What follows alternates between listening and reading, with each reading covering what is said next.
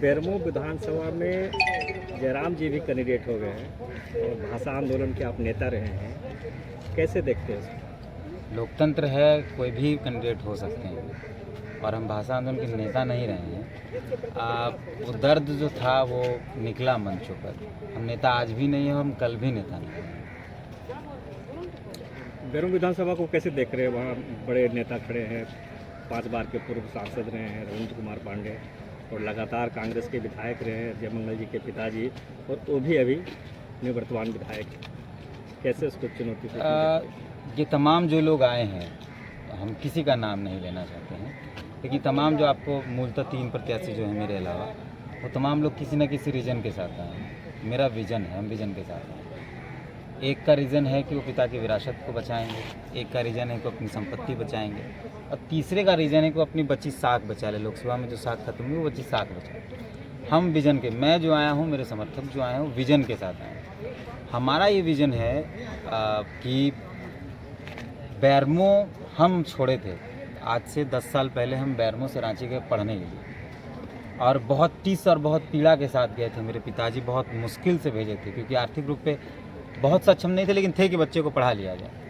वो दर्द आज भी जिंदा है, और अगर हमको मौका मिला प्रतिनिधित्व करने का, तो 3 साल के अंदर बेरमो को शिक्षा का हब बनाएंगे। और ऐसा नहीं कि शिक्षा का हब बनने के बाद महंगी शिक्षा होगी, बहुत कम और किफ़ायती दरों में यहाँ शिक्षा मिलेगी, और जो शिक्षा रांची और देश के बड़े बड़े राज्यों में मिलता है, वो शिक्षा हम लोग कोशिश करेंगे कि हम दिला पाएँ, और दिला नहीं पाएँ बाकायदा हम इसको वादा कर रहे हैं।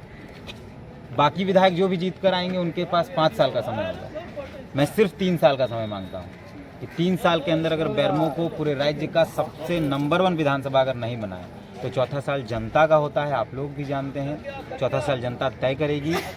5वां साल जनता बोले कि तुम मत आओ, तुम कुछ काम नहीं किए हो, तो हम बिना हठधर्मिता के हम जनता के बीच नहीं जाएंगे, लेकिन सिर्फ हम जनता से 3 साल मांगते हैं, बेहतर बेरमो के लिए, शिक्षित बेरमो के लिए, स्वस्थ बेरमो के लिए, स्वच्छ बेरमो के लिए, और बेरमो को पूरे राज्य का नंबर 1 विधानसभा बनाने के लिए। और हमारा एक स्लोगन है कि ये जो चुनाव है ये एक यात्रा है, यात्रा कुदाल से कलम तक।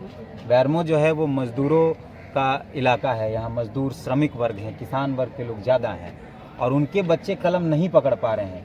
जो कुदाल चलाते हैं उनके बच्चे कुदाल ही पकड़ रहे हैं, कलम नहीं पकड़ पा रहे हैं। तो हम लोग चाहते हैं कि ये यात्रा जो कुदाल से कलम तक, इस यात्रा को लंबा ले जाए, और जिनके बच्चे सड़क पर, जिनके बच्चे किसी जगह पर सिर्फ कम सुविधाओं के कारण वो अपना बेहतर भविष्य खो देते हैं, उनको हम कलम दे पाएँ, उनको हम पढ़ा पाएँ।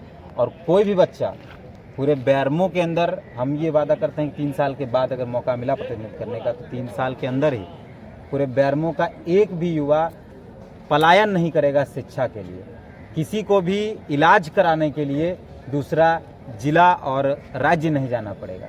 ये मूलभूत सुविधाएं। इसके अलावा बेरमो को जिला बनाने की जो लड़ाई है उसमें हम साथ रहे हैं, और हम आए अगर तो विधानसभा के अंदर, सिर्फ सदन के अंदर नहीं, बाकायदा सड़क पर भी इस लड़ाई को पूरे राज्य स्तर पर मजबूत करेंगे। जिनामोड़ को अनुमंडल बनाने की लड़ाई है, इस लड़ाई को भी हम मजबूत करेंगे। लेकिन सबसे मूलभूत जो चीज़ें हैं, शिक्षा, स्वास्थ्य और रोजगार, सबसे पहले काम हम इस पर करेंगे, और सिर्फ 3 साल का समय जनता के लिए जनता से मांग। आप जिस पार्टी में थे वो पार्टी कल नॉमिनेशन करा, उसके साथ हजारों की संख्या में लोग आए थे और आप मात्र 5 आए, तो कैसे देखते हैं इस भीड़ को? हम लोग जब आंदोलन शुरू किए थे तो राजनीतिक ट्रेंड को बदलने के लिए किए थे कि हम फ्रेश पॉलिटिक्स करेंगे। और राजनीतिक ट्रेंड क्या है कि बाहुबली और माफिया टाइप के लोग भीड़ लेकर आते हैं या भीड़ के साथ आते हैं। संवैधानिक जो नियम है वो ये है कि 5 ही लोग अंदर जाएंगे। इतने लोगों को परेशान करना, इतने लोगों को गाड़ी में लेके आना, कहीं एक्सीडेंट हो जाता है, कहीं कुछ हो जाता है, वो हम क्यों परेशान करें? मेरे कई साथी थे जो आना चाहते थे, मैंने स्पेशली लोगों को मना किया है। मैं सिर्फ अपने साथियों के साथ, चंद जो बहुत नज़दीक हैं उनके साथ आया हूँ। और एक ही बात कहूँगा कि मर्यादा पुरुषोत्तम राम जब निकले थे तो 3 लोग ही निकले थे, माता सीता निकली थी, लक्ष्मण निकले थे और राम निकले थे, और वही तीनों की यात्रा ने मर्यादा पुरुषोत्तम राम को मर्यादा पुरुषोत्तम राम बना। सब आप लोग एक ही साथ आंदोलन में थे, भाषा आंदोलन को हम लोग नज़दीक से देखे। आपका पूरा कुनबा बिखर गया और अलग अलग जगह से मैंने सब मैदान में। देखिए, राजनीतिक राह इसलिए अलग हो जाती है क्योंकि राजनीति हम वैचारिक रूप पे करना चाहते हैं। अगर विचारधारा नहीं होगी तो हम राजनीति नहीं करेंगे। वैचारिक लड़ाई है, हम जनता को झूठ बोलकर, जनता को दिग्भ्रमित करके, भावनाओं में डुबाकर हम जनता से वोट नहीं मांग रहे हैं। जरा माँ तो भावनाओं से खेल रहे हैं क्या? अब वो जिस तरीके की बातचीत कर रहे हैं मंचों से, जिस तरीके की, आपने कल उनका भाषण सुना, उन्होंने एक बार भी यह बात नहीं कही कि बेरमो के विकास को कैसे बढ़ाएंगे, उसकी गति को। एक बार भी उन्होंने इसकी बुराई की, उसकी बुराई की, इसको वोट दीजिए, उसको मत दीजिए, लेकिन एक बार भी जयराम ने विज़न की बात नहीं की। हम बार बार कह रहे हैं कि लोकसभा हो या विधानसभा हो, जब तक विज़न नहीं होगा नेता को नेता मानना नहीं चाहिए, विधानसभा में या लोकसभा में भेजना नहीं चाहिए। तमाम जो लोग आएंगे वो अपने पिता के विरासत की बात करेंगे, कोई अपने 10 साल का काम, 15 साल 20 साल का काम गिना रहे हैं। आगे क्या है उसका किसी के पास कोई विज़न नहीं है, सब विज़नलेस है।